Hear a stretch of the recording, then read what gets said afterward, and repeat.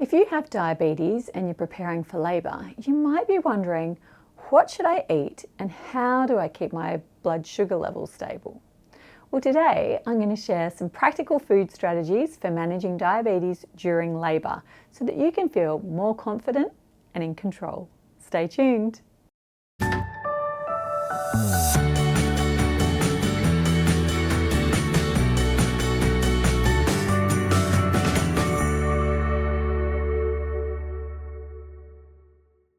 Hello, I'm Melanie McGrice, a fertility and prenatal dietitian. I help women navigate pregnancy nutrition so that they can give their baby the best possible start in life. Now, if that's something you'd like to, be sure to hit subscribe and join me for my weekly tips. Now, let's talk about food and diabetes during labour. Now, whether you have type 1, type 2 or gestational diabetes, the goal during labour is to keep your blood glucose levels in a healthy range. This helps reduce risk for both you and your baby.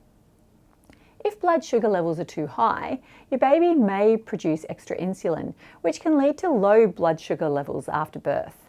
If they drop too low, that can be unsafe for both of you. Food is one of those tools that can help keep those levels steady. So, what should you eat?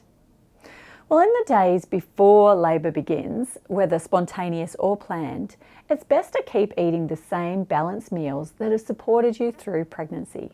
Focus on low GI carbohydrates such as oats, whole grain breads, brown rice and legumes, which release energy slowly and help prevent big blood glucose level spikes.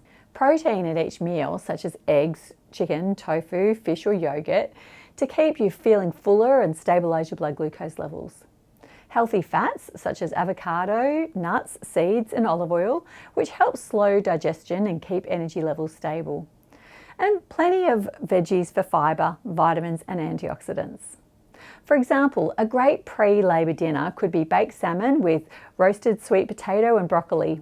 And breakfast on the day of an induction could be a bowl of porridge topped with berries and walnuts.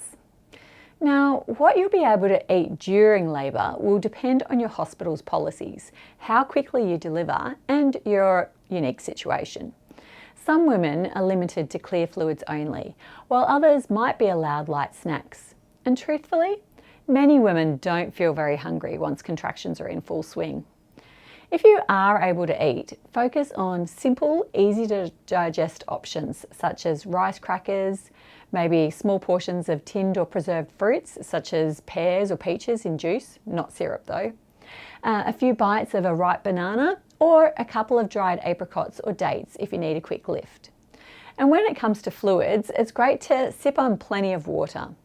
Rehydration drinks, which can replace electrolytes and provide a gentle carbohydrate boost, can be handy, or you might like to try a little bit of fruit juice if your blood glucose levels dip.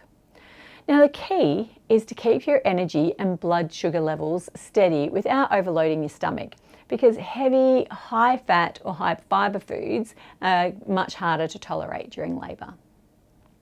Now, once your baby is here, food is still important for both of you.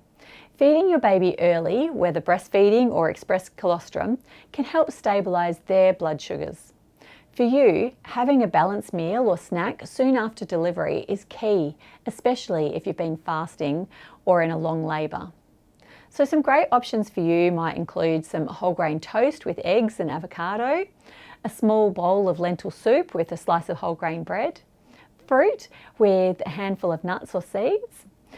These are nourishing, stabilising snacks and they'll give you the energy that you need in those first hours with your newborn. Finally, let me share a few extra tips to help prepare you for your upcoming delivery. Firstly, pack some snacks in your hospital bag. Don't rely on hospital food alone. Bring some things that you know that you like and that will work well for your blood glucose levels.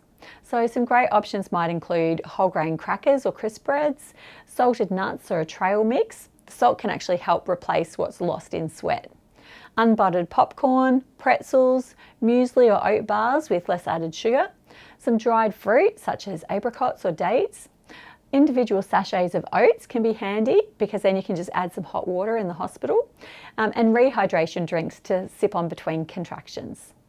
These choices are things that are easy to store, safe at room temperature, and provide a slow release of carbs, protein, and healthy fats to keep your energy steady. Secondly, practice eating for blood sugar stability now. The more familiar you are with how your body reacts to certain foods, the easier it's going to be to manage your labour. And finally, talk to your healthcare team about your food preferences. Some hospitals are more flexible than others about what you can eat during labour, so it's best to discuss and find out what you're allowed to do.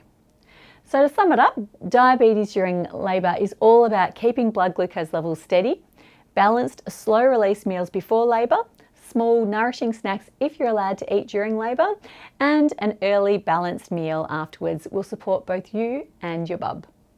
Now, if you'd like a personalised plan for pregnancy and labour with your diabetes, you'll find links in the description box to book a consultation with one of our prenatal dietitians.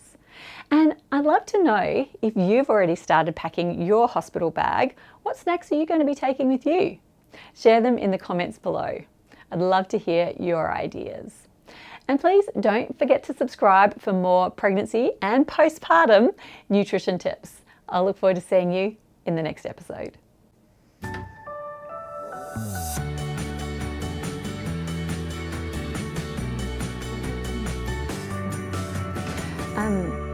Okay.